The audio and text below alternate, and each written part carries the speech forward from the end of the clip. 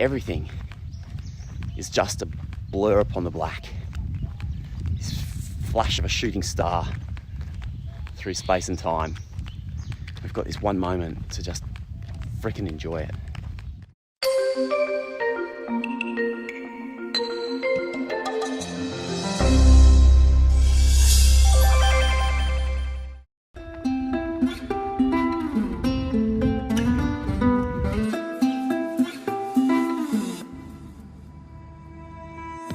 Hey, good morning. Morning walk, episode 99. And today we're going for a stroll deep in Kakadu National Park. I don't know, this place has been absolutely magic. Some of the most extraordinary landscapes and a history and culture that goes back tens of thousands of years. I'll tell you all about that. We're going to go and enjoy a little look at a place called the Yellow Water. There's a lot of Crocs there. Let's go for a walk.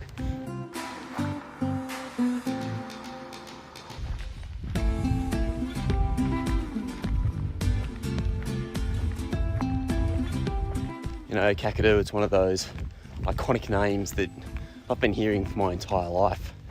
And even though I've seen plenty of nature documentaries of animals, you know, in the wetlands and crocs in the rivers and that sort of stuff, I don't know, nothing really prepares you for actually being here.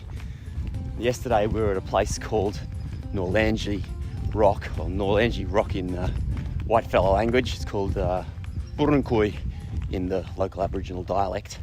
And some of the rock art there goes back, I think, 20,000 years. Not the art, but the shelters that have been used have been dated back at least 20,000 years.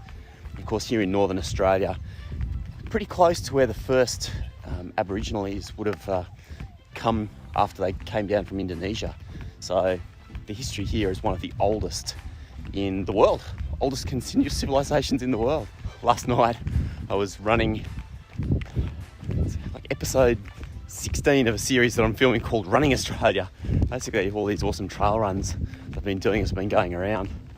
And as I came past here, literally past here, there was this massive buffalo just here on the side of the bush, and I was wearing red, for God's sake. Fortunately, I scared the shit out of this thing and it bolted off into the bush, because they're supposed to be pretty aggressive and you really don't want to get anywhere near a buffalo. And here am I just traipsing along like a big red sausage ready to be eaten. Oh, what an experience. This is called the Yellow Water. We did a river cruise here the other day. I'll drop in some of the footage because I feel like I'm saying this a lot, but it was one of the most extraordinary experiences so far on this trip.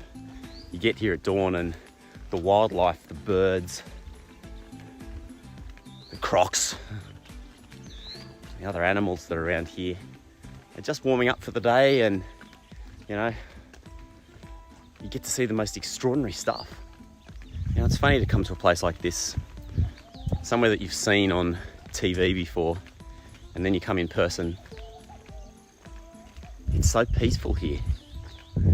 And you're looking at something that's literally been this way for hundreds, if not thousands of years, untouched. You know, the people that were here well before the Europeans knew this land and would come to this place at certain times of year, because it's just teeming with wildlife. You can hear those birds?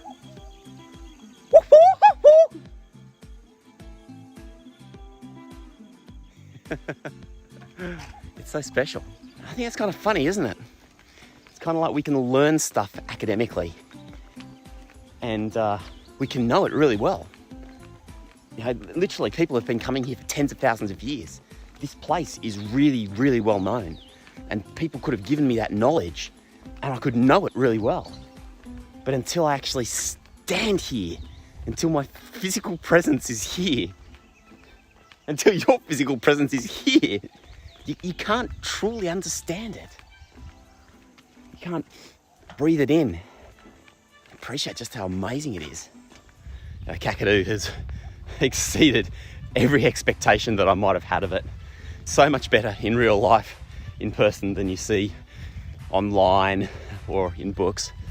You know, seeing the crocodiles at Cahill's Crossing, waiting for the barramundi to come over the causeway, or the amazing view at Ubir Rock, looking out over the sunlit plains, the crazy, crazy waterfalls that you find here. Like, everything has just been larger than life. That's funny, isn't it? It's like real life is larger than life. We get this like expectations of what the present are going to be like, are set from things that we've seen, and you get here and it's so much bigger and better than otherwise. Well, in 2 months I've learned how to do a lot of stuff. Learned how to do a lot of little handyman things, you know, because when you're driving in a caravan and a car, little things go wrong. We've been lucky we haven't had anything major go wrong. But you're always sort of tweaking and adjusting things, so it's been a lot of fun to learn. But I think the main thing that I've learned in all of this time is just how everything is so relative, right? When we're in our day-to-day lives, working and we're rushing, that just seems so essential, so important. Getting, you know, those last couple of emails squeezed out for the day before you go home. But those last couple of emails maybe take you 20 minutes or half an hour, and it feels so essential to you in the moment. Yet, in the grand scheme of things, in the scheme of our lifetime, in the scheme of like the tens of thousands of years that people have been living here in Australia, it's completely and utterly irrelevant. So it's very easy to get sucked into that experience of the present moment and to lose focus of the bigger picture. But when you come out here in the wide open lands of Australia, like, you really experience something different here. Time slows down. You look back and you see very clearly that those 2 emails, shrug, maybe they're important, but most likely nobody's going to read it the next day, or the next, you know, immediately, or the next day, or whatever. And if they did, so what?